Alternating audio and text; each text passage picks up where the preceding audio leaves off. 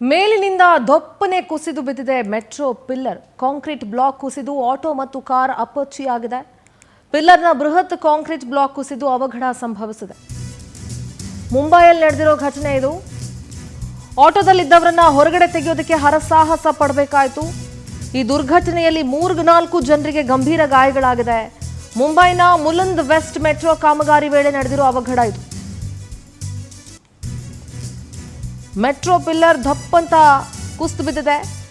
ಆ ದೃಶ್ಯ ಎಷ್ಟು ಭಯಾನಕವಾಗಿದೆ ಅಂತ ನೀವು ನೋಡ್ಬೋದು. ಅಂದರೆ ಇದು ಕಾಮಗಾರಿಯ ಕ್ವಾಲಿಟಿಯ ಪ್ರಶ್ನೆ ಆಗುತ್ತೆ. ಎಷ್ಟರ ಮಟ್ಟಿಗೆ ಕಾಮಗಾರಿಗಳು ನಡೀತಾ ಇದೆ, ಎಷ್ಟರ ಮಟ್ಟಿಗೆ ಮೆಟ್ರೋ ಸಂಸ್ಥೆ ಇದನ್ನ ನಿರ್ವಹಣೆ ಮಾಡ್ತಾ ಇದೆ, ಇದು ಎಷ್ಟು ಗಮನ ಹರಿಸ್ತಿದೆ ಅನ್ನೋದು ಇದರಲ್ಲಿ ಗೊತ್ತಾಗುತ್ತೆ.